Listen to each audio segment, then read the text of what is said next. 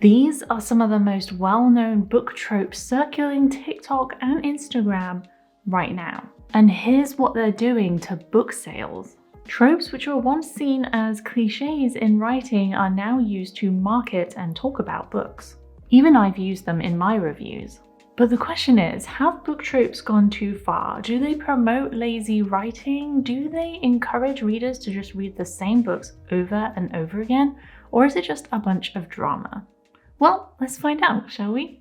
Let's start with explaining what book tropes are, just so we're on the same page.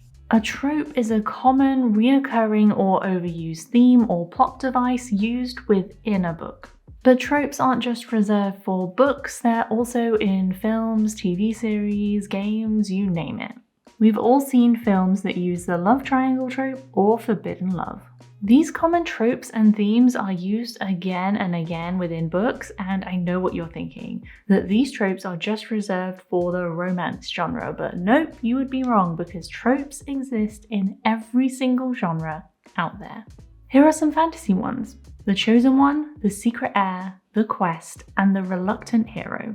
You get my point. We've all seen them and we've all read them, and now that I've pointed them out to you, you might start to notice them more and more while you're reading. But while they've always existed, it's only recently that they've started being used as a marketing tactic. Not only by book influencers, but publishers too. But why is this happening? Why are book tropes such a popular thing to talk about now when they weren't before? It only takes looking at search trends on Google to see how much these tropes have taken off. This is the change in search for enemies to lovers alone. This change has only been in the last few years, and just like any trend, its origins are hard to pinpoint. But when videos containing these hashtags are started by book influencers with large audiences, you can bet it didn't take long to take off. And let's not forget about the publishers. You've probably guessed it, but book tropes have been around for a really long time in the publishing industry. It's just that they were used as an inside bit of knowledge rather than a marketing ploy. According to Libby Maguire, Senior Vice President and Publisher at the Simon & Schuster imprint Atria, industry professionals have used these tropes for some time, but now they use it as metadata so consumers can find books that are right for them. So up until now, they've used tropes to help them with book acquisition, but now they also use tropes in the book's description and sometimes title to help readers find the books they want to read. This technique isn't surprising. We've seen the power of influencers using these hashtags and tropes as a way to promote a book, so why wouldn't publishers do it too? Readers aren't as interested in other author recommendations or other marketing tactics used by publishers anymore. Some will buy the book based on the trope alone. Because book influencers have been using these tropes as a way to talk about and essentially market books for publishers, then it goes without saying that publishers are just going to do the exact same thing, but maybe on a little smaller level.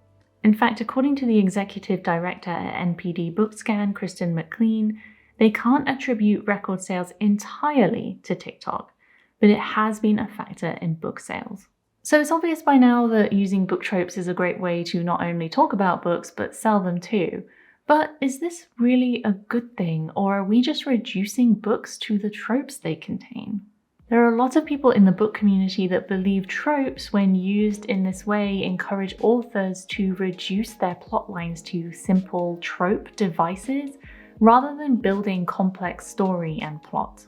A lot of commercially successful books are now being written with the sole purpose of fitting around a set of tropes. Publishers and authors know that tropes sell, so marketing them using it is a no-brainer. After all, saying something like enemies to lovers and fake dating is easier than describing and selling a plot in a few sentences. But if authors are using these tropes right from the planning stage, then are we getting an original and interesting story? Or are we just getting predictability? Not convinced? Well, I'm going to list a bunch of book tropes and you have a think and see if you can predict the outcome of the book. Enemies to lovers, friends to lovers, fake dating, found family, the reluctant hero. You get the point. With fake dating, you just know they're going to fall in love in the end. With enemies to lovers, you literally know they're going to fall in love at the end. These tropes are either huge spoilers, or they make the rest of the plot in the book, the characters, their growth and journey, kind of pointless. We know what will happen because we bought the book for the trope.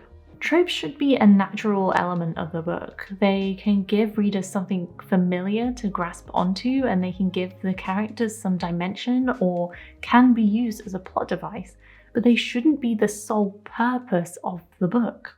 Here's a great example of kind of why this shouldn't happen. In an incredibly honest and vulnerable interview with Goodreads, Ali Hazelwood, who previously wrote a lot of fanfiction, but is now a best-selling author, revealed that when writing Love on the Brain, she needed a little extra help. She didn't really know where to start, and her agent guided her. Her agent gave her a few very specific tropes to build her story around, and she took it from there. This had some backlash on Goodreads of people complaining that authors shouldn't need an agent to dictate to them what should be in a book, and tropes least of all. If I'm honest, I'm inclined to agree. A book should not be built on a trope as its foundation. It can be added into the book, but it shouldn't be the sole focus. But let's take a moment here because I don't think we should hate on book tropes all that much. After all, it's the reason why some books were incredibly popular. What would Lord of the Rings be without the hero's journey? What would Twilight be without the love triangle? These tropes exist for a reason. They allow readers to grasp onto a story with some familiar plot points or themes. And tropes aren't anything new. They've always been there. They allow readers to read something that's kind of comforting and familiar, for them to find something they like within a book.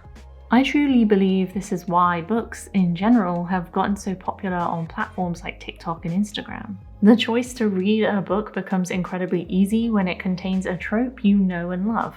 I've bought books for the found family trope alone. It just so happens to be my favourite, and if a book contains that trope, I know it's going to contain a certain level of comfort for me.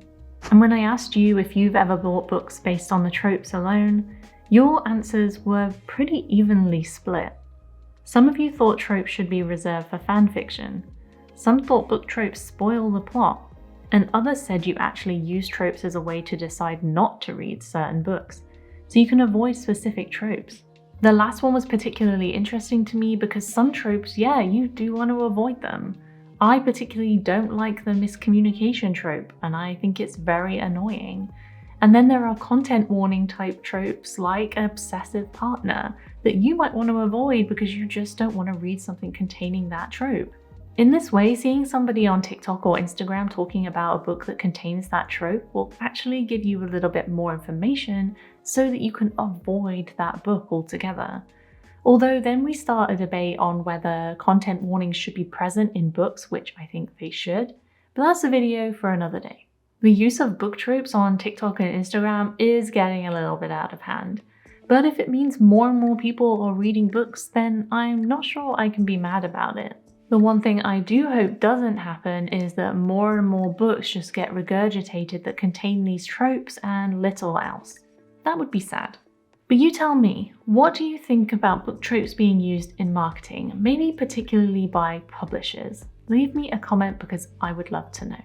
And if you like this video and want more like it, check out the video on screen right now. Thank you so much for watching, and I will see you next time.